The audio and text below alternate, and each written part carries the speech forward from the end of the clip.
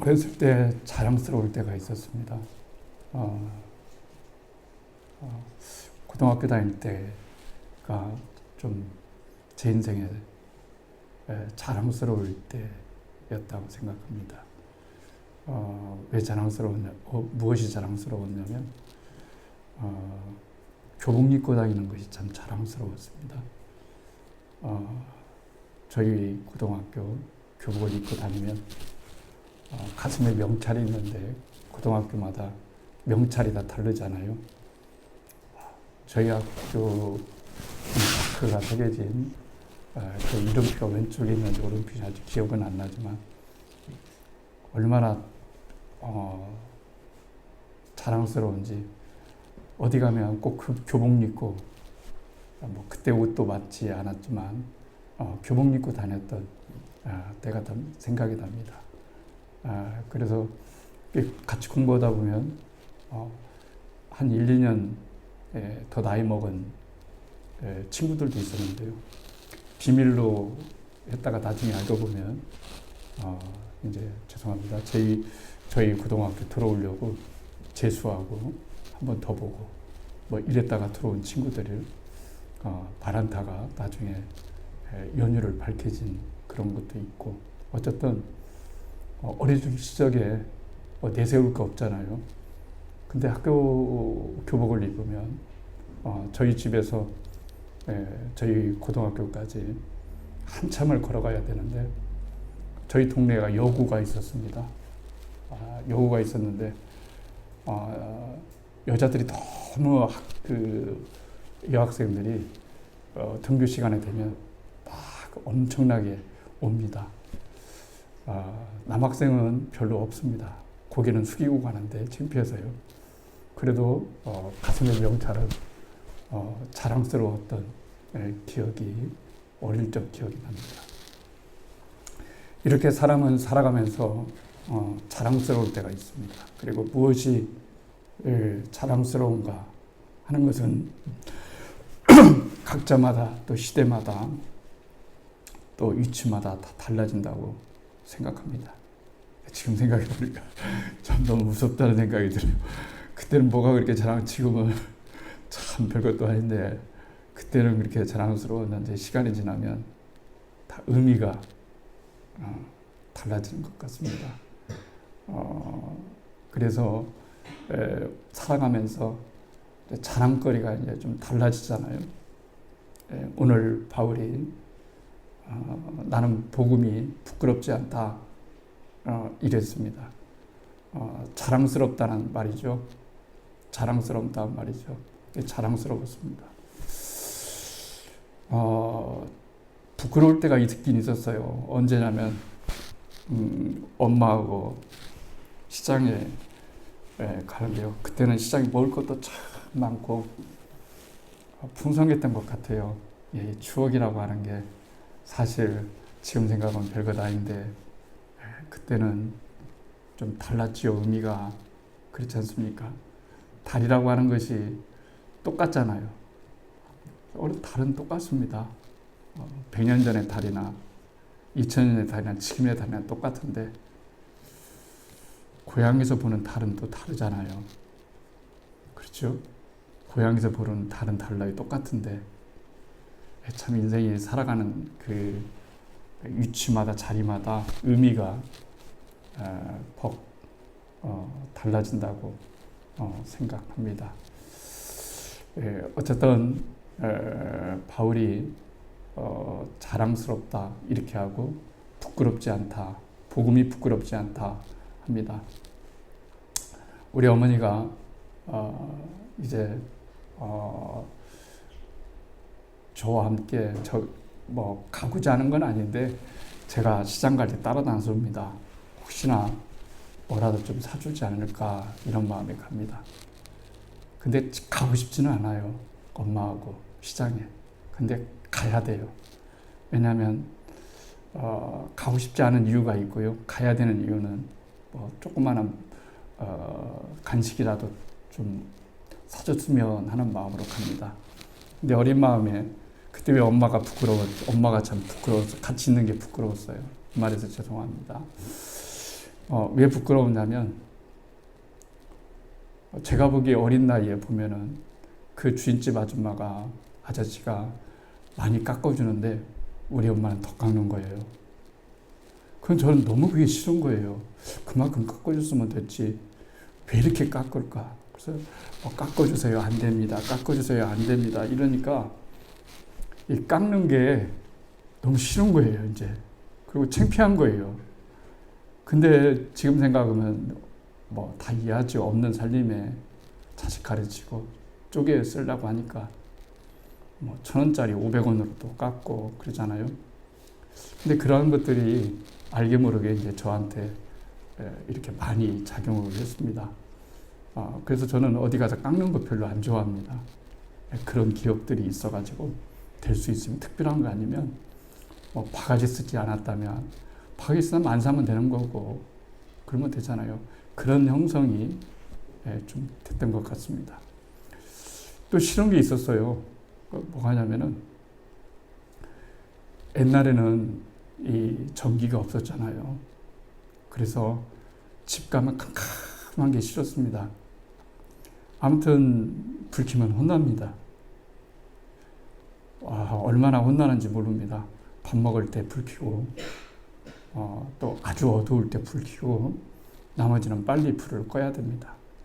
그런 것도 제 어린 나이에는 그렇게 좋은 것으로 작용하지 않고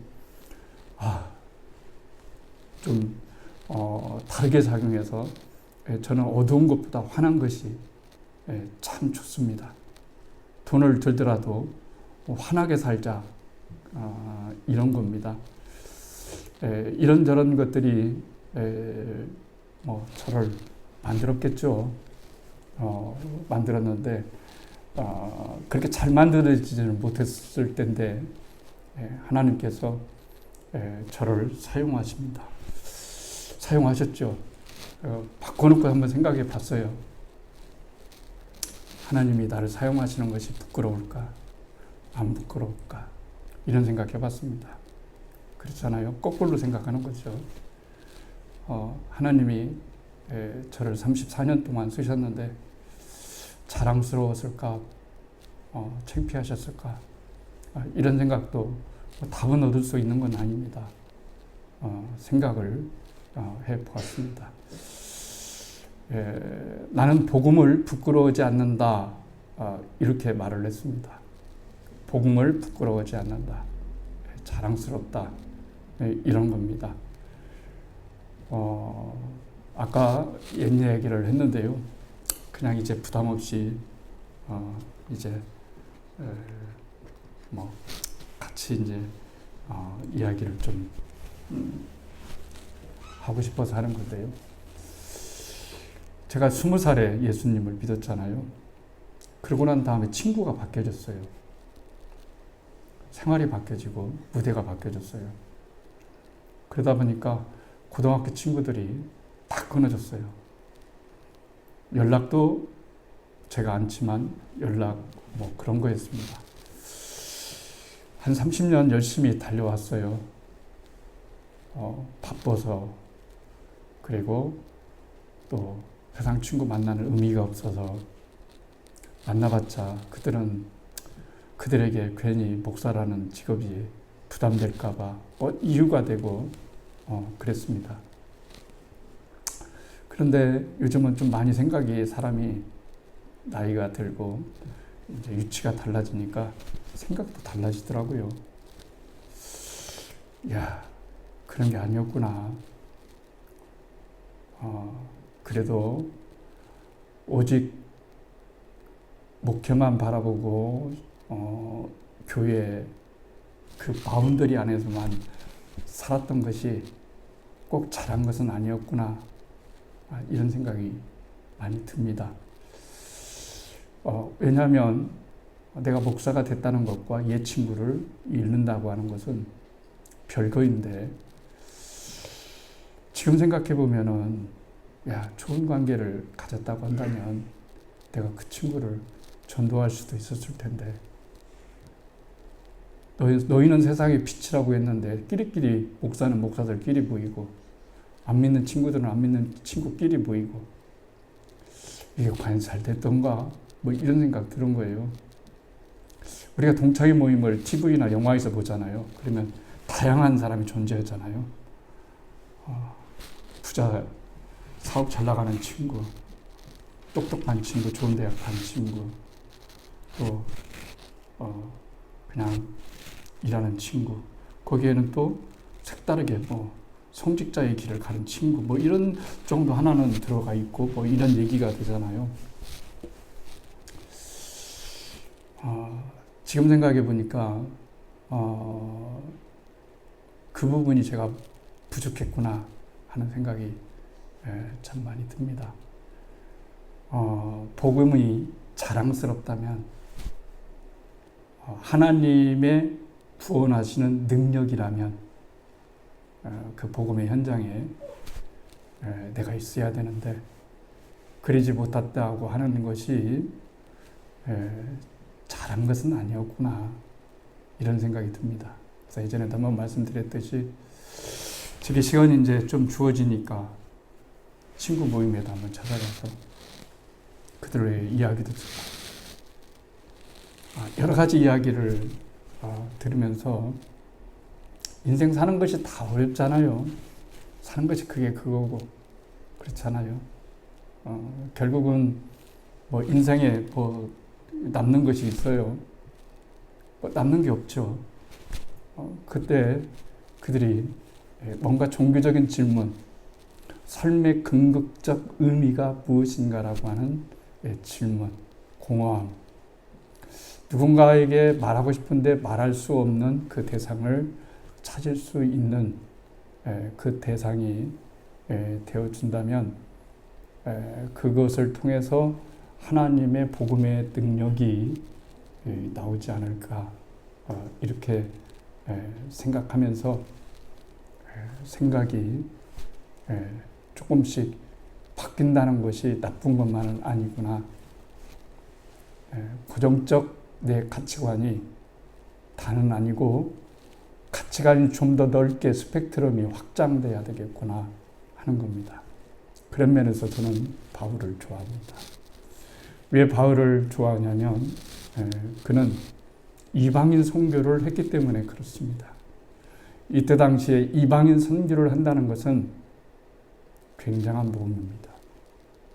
복음은 유대인에게만 정해져 있다고 생각했던 그때에, 복음은, 구원은 유대인들에게만 한정되어 있다는 그 시대에 이방 나라에 가서 이방인 문화를 접하면서, 그리고 그들에게 복음을 전할 수 있었던 것은 뭐냐면 복음이 자랑스럽기 때문에 그렇다고 합니다. 부끄럽지 않다.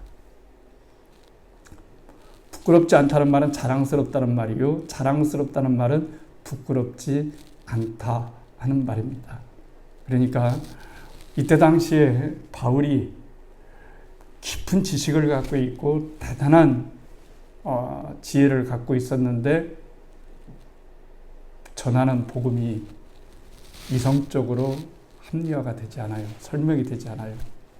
어떻게 메시아가 신이 인간이 될 수 있느냐부터 시작해서 절대자가 어떻게 무한자가 유한자가 될 수 있느냐부터, 그리고 어떻게 사람이 죽으면 다시 부활할 수 있느냐부터, 어떻게 예수가 하나님의 아들이 될 수 있느냐부터, 이런 모든 복음의 핵심은 다른 사람들에게 바울을 무식하게 만들었습니다.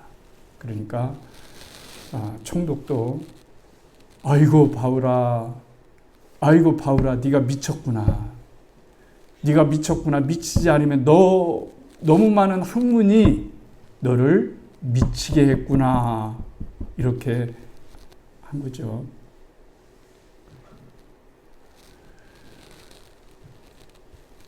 우리가 무엇이 자랑스러운지 생각해 보면 바울은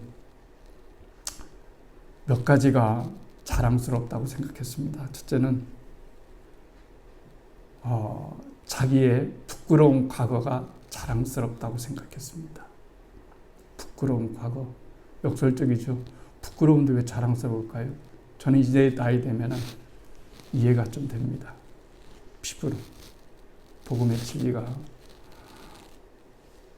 내 부끄러운 과거가 자랑스럽다 하는 겁니다.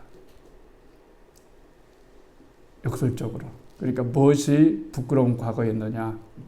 그가 아시잖아요. 예수 믿는 사람들을 잡으러 다녔잖아요. 그 무식한 얘기입니다. 어떻게 갈릴리 예수가 메시아라고 하는지. 그리고 유대교밖에 없는 유대인들에게 어떻게 예수교가 필요하는지 예자만 들으면 피가 거꾸로 솟습니다. 그래서 스데반도 죽일 때 자기가 중인이었습니다. 내가 책임진다. 죽여라. 앞장섰습니다. 이런 그가 부활하신 그리스도를 만나서 완전히 새로운 인생을 살아가게 됩니다. 그러고 난 다음에 그가 생각해 보니까 나는 자랑할 것이 가말리알의 제자가 되거나 유대인 중에 유대인이 되거나 모든 율법을 준수하며 살아가는 흠없고 점없는 그것이 자랑스러운 것이 아니라 나 같은 악질을 자기 사람으로 삼아주시는 하나님의 그 은혜가 너무 크다 하는 겁니다. 너무 크다는 겁니다. 그래서 역설적으로 감사하는 거예요. 내가 착해서 구원받은 것이 아니고 내가 봐도 너무 악질이었는데, 그렇죠? 너무 악질이었는데 나 같은 악질을 살려주셨으니까 복음이 자랑스러운 거예요. 복음의 능력이 거기에 나타나는 거예요. 또 한 가지는 연약함 때문에 자랑스러워했습니다. 진짜 연약함이 자랑일까요? 지금 생각해 보니까 모든 환경과 조건이 안 좋으면 역설적으로 감사해야 된다고 저는 생각합니다. 어떻게 자기가 약하잖아요. 그렇죠? 제가 말씀드린 것처럼 설교할 때 병약해봐요. 그러면 인식이 뭐겠어요? 그 당시에 바울은 하나님의 사람이 아닐 거야. 하나님의 사람이라면 어떻게 저런 질병이 걸려있지? 낫게 해줘야 될 거 아니야. 정상적이어야 되지 않을까. 그런데 안질과 간질로 쓰러지고 눈도 희미하고 모든 것들이 약해요. 그런데 바울은 그게 축복이래요. 내 약함 속에서 주님의 강함이 나타나니까요. 그런데 이것도 철저한 자기 실존 의식입니다. 내가 약하고 내가 병들어 있고 이러면 상대적으로 절대 의존이 됩니다. 하나님에 대한 절대 의존이 돼요. 조그마한 것에도 감사할 수가 있습니다. 오늘 하루도 남한테 평범한 것이 나한테는 귀한 것이 될 수 있습니다. 그래서 우리가 약하다. 감사한 겁니다. 저는 제가 은퇴할 때 1000명 이상의 교회에서 은퇴하지 않고 작은 교회에서 은퇴한 것을 너무 감사하게 생각합니다. 그럼 어떤 현상이 일어날까요? 얼마나 교만하겠어요. 나 이 정도 읽었고 이 정도 큰 데에서 목회하다 나 은퇴한 사람이야. 뭐 부끄러울 것도 없고 자랑할 것도 없잖아요. 내가 작은 교회에서 은퇴한다고 해서 부끄러울 것도 없고 그렇다고 해서 내세울 것 있는 것도 아니잖아요. 무명이고 아무것도 아니잖아요. 그러니까 그것도 나를 지켜주는 하나님의 은총이기 때문에 복음의 능력이 거기에 있는 거죠. 그리고 자기가 당했던 예수님의 흔적이 있었기 때문에 그는 감사했대요. 복음의 능력이 거기서 나타나기 때문에. 그렇죠. 예수님에 대한 스티그마, 강의 위험, 강도의 위험, 암살자들의 위험, 그리고 다른 사람들의 무시하는 태도들. 우리 지금이니까 바울이 바울 사도지요. 그때 당시에는 안 그랬어요. 열등감 사로잡혔어요, 여러분. 그래서 12제자와 늘 비교하면서 마음이 안 좋았어요. 베드로 온다 그러면은 사람이 미어 터집니다. 사람이 미어 터져요. 베드로라도 손 한번 만져보려고 막 난리가 아닙니다. 예수님의 수제자다. 이름만 들어도 그냥 오늘날 베드로가 부흥해한다 하면은 포스터 붙일 것도 없습니다. 입소문에 나가지고 오늘날로 말하면 유명인사가 오는 거예요. 이게 터집니다. 바울이 온다. 바울 못생기고 키 작고 악독한 과거가 있고 병약하고 설교도 못하고 설교 못해요. 바울이 설교 못합니다. 그래서 늘 열등감이 있었어요. 아볼로는 설교를 잘하잖아요. 멋지고 운면적이고 자기는 설교를 못해요. 열등감 가지고 있습니다. 그러니까 작은 것에도 감격을 하는 겁니다. 작은 것에 진짜 감사하는 거예요. 너무너무 감사하는 거죠. 스티그마가 있다는 거예요, 내게는. 인생을 살아가면서 내가 예수님을 믿었다고 하는 흔적이 내 안에 있다는 것은 얼마나 감사한 걸까요? 너무너무 감사한 겁니다.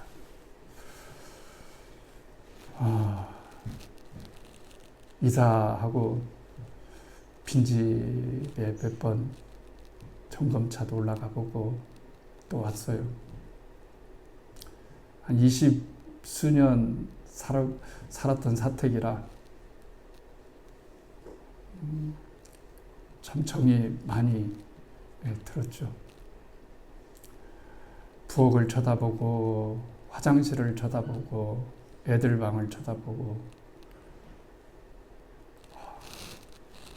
거짓말이 아니고 너무 감사했어요. 여기서 아무 걱정 없이 살게 해주신 주님께 너무 감사했습니다. 불편함도 없고 아담하고 너무 감사했습니다. 우리가 인생을 살아가다 보면 감사의 마음을 갖지 못하면 사실은 누구 손해냐면 내 손해입니다. 내 손해예요. 모든 것들이 감사로 보이지 않으면 그 내 손해입니다. 내가 감사의 마음이 많아지면 나에게 풍성한 이득이 되는 겁니다. 바울은 나는 복음이 부끄럽지가 않다. 자랑스럽다. 다른 사람들이 보면 이해할 수가 없어요.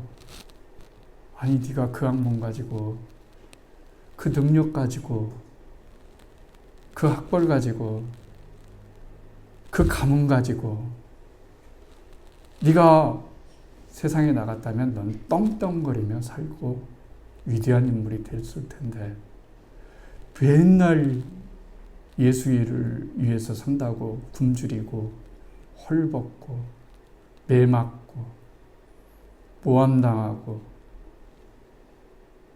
배척당하고 도대체 뭐냐는 얘기예요. 뭐냐는 얘기입니다. 근데 바울이 옳았어요. 왜 옳았느냐? 다른 거 따질 필요 없어요. 세월이 지나니까 바울보다 더 뛰어나고 행복하게 살았던 사람들은 또 죽었고 바울도 죽었습니다. 바울도 죽었습니다. 인생은 다 죽습니다. 어떤 조폭이 있었는데요. 호남 일대를 주름 잡았어요.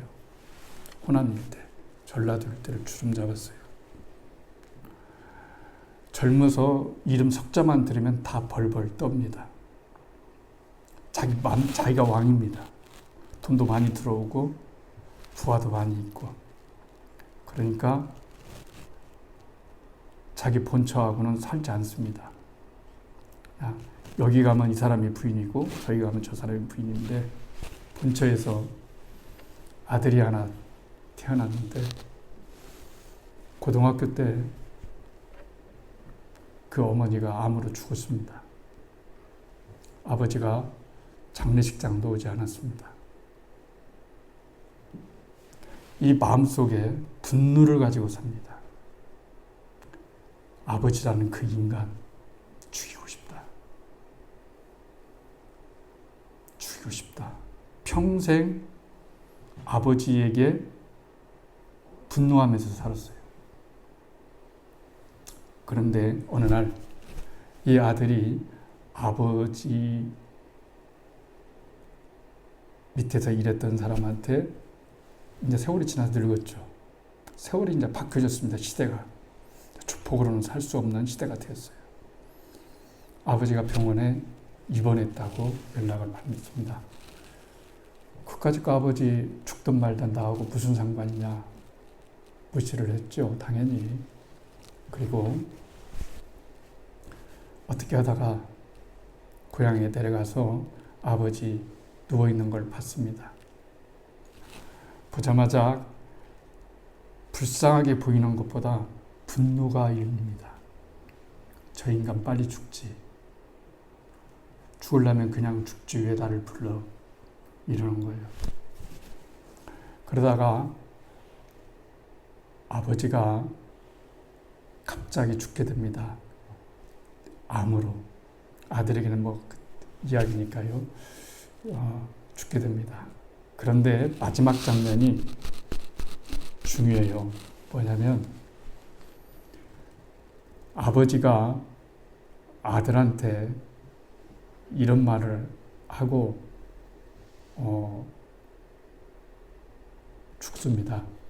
뭐라고 하고 죽냐면요. 이래요.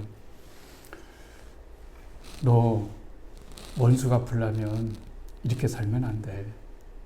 나한테 원수 갚으려면 이렇게 살면 안 돼. 그런 거예요. 아들은 아버지가 원수입니다.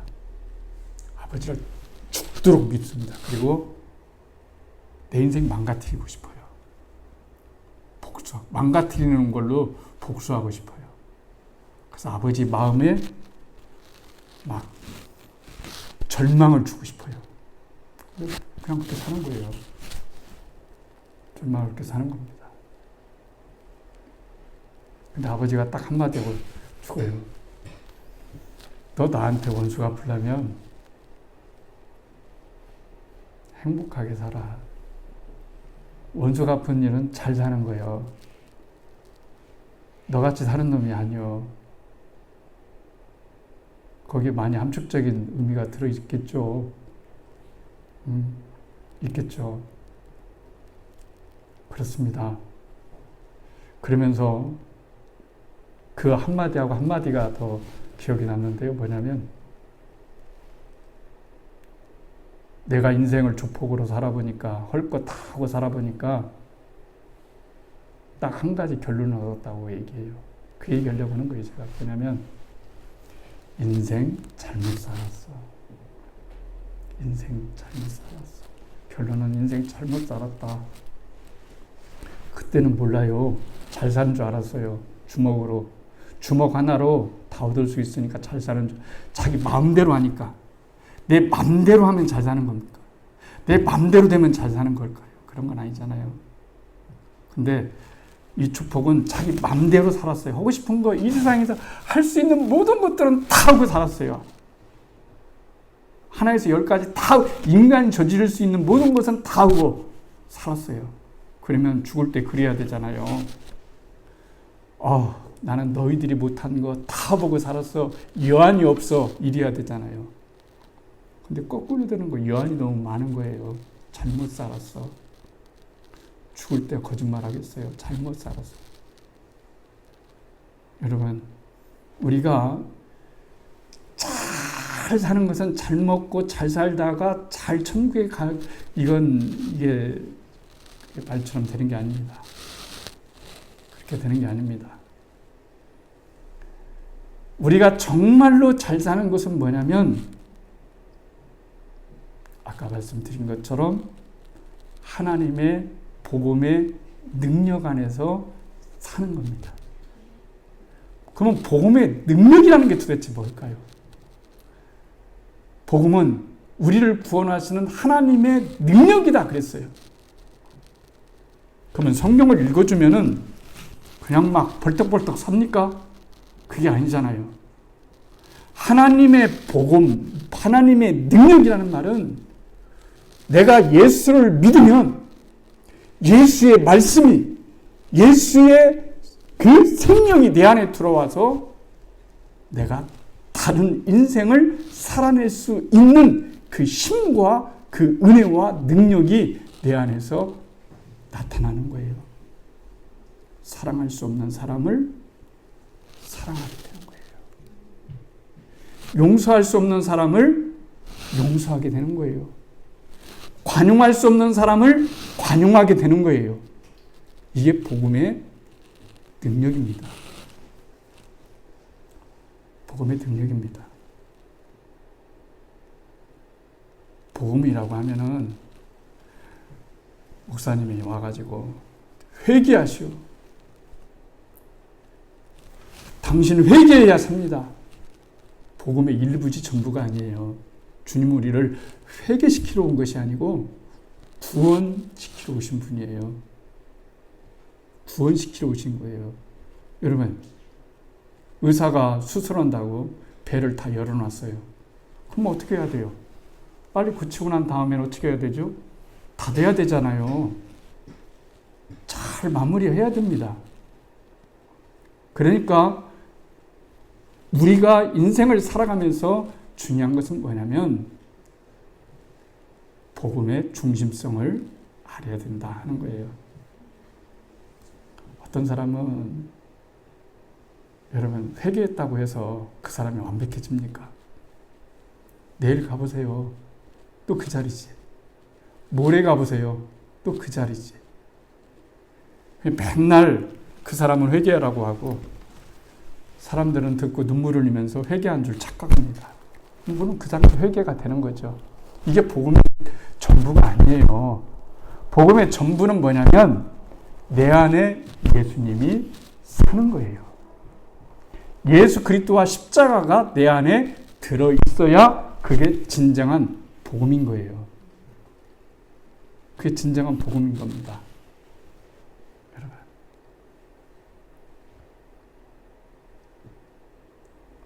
사람은 그렇게 쉽게 만들어지지 않습니다. 사람은 사랑과 관용과 은혜로 만들어지는 거예요. 그렇게 만들어집니다. 제가 왜 오늘날 그나마나 여기까지 이렇게 만들어졌을까요? 복음의 능력입니다. 무슨 복음의 능력일까요? 하나님이 저를 보실 때 관용하고 용서하고 사랑하시고 은혜를 주셨기 때문에 이만큼이라도 변화가 된 거예요. 이만큼이라도 변화가 된 거예요. 날마다 제가 소리치면서 막 나는 12시간 하루에 기도합니다. 나는 금식을 하루에 몇 번 합니다 하면 여러분이 목사님, 우리 목사님 40일 기도, 금식 기도를 10번이나 하고 매일 성전에서 살아. 기도하면서 늘 살아. 이런 것에 속지 않아야 됩니다. 그건 종교입니다. 근데 이 사람이 사랑은 안 해. 남을 이해하지를 않아. 포용할 줄 없어. 그래서 신앙은 능력적인 것이 아니고 인격적인 거예요. 인격이 먼저예요. 품성, 성품이 좋아야 만들어가는 거예요. 능력 만드는 것이 아니고 성품 만들어가야 되는 거예요. 그래서 저는 이 세상에서 제일로 훌륭한 사람이 누구냐면 성품이 좋은 사람이에요. 능력 많은 사람 별로 안 좋아합니다. 여러분, 속지 마세요. 그리고 나를 속이려고도 마세요. 내가 종교적인 어떤 행위를 했다고 해서 의로워지는 게 아니에요. 복음의 능력은 그렇게 나타나는 게 여러분 아니에요.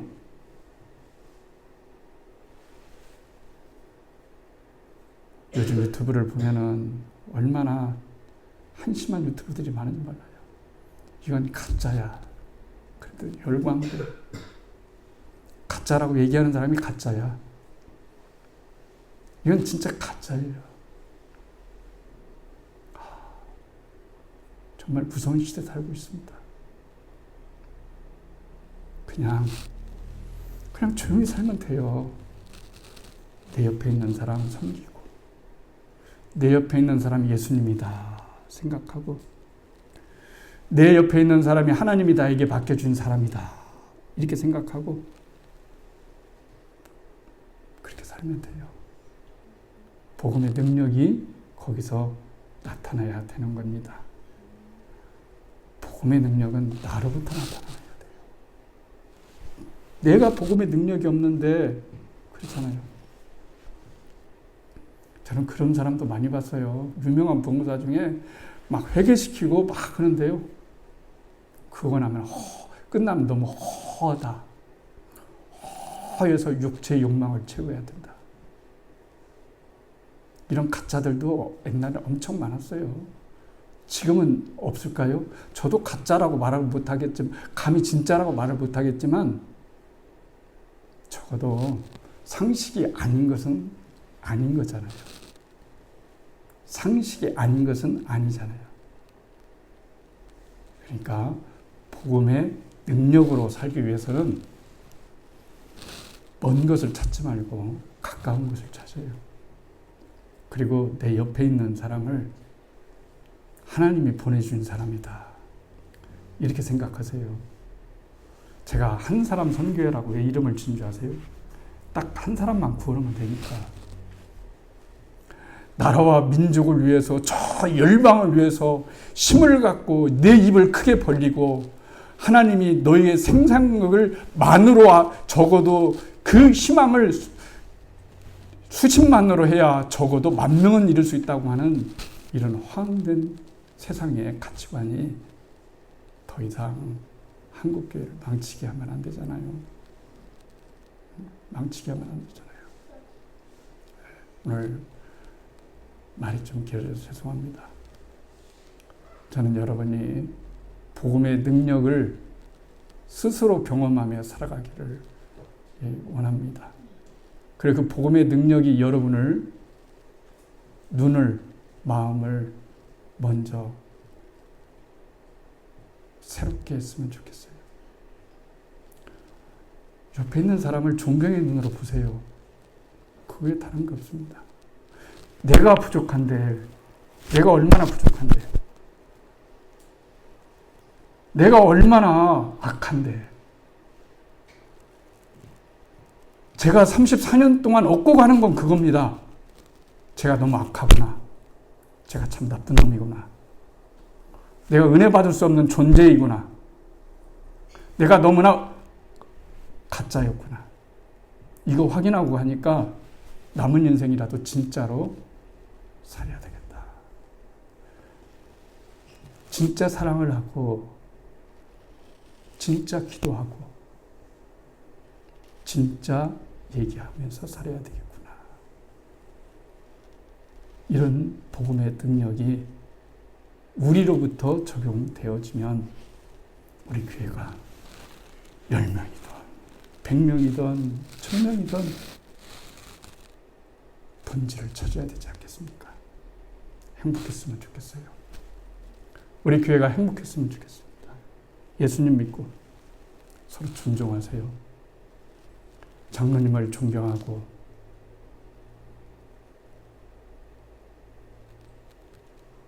마음으로 따르고, 그리고 서로가 서로 간에 귀중히 여기고, 목사님을 위해서 기도하고, 그렇게 나간다고 한다면 교회가 은혜스럽잖아요. 여러분, 교회가 은혜스럽잖아요. 여러분 덕택에 여기까지 잘 왔습니다. 여러분을 위해서 부족하지만 교회를 위해서 복음의 능력이 잘 나타나서 우리 아름다운 교회가 행복한 교회가 되었다. 행복하고 있다. 이 소리가 제 마음에 들린다면 저는 이 세상에서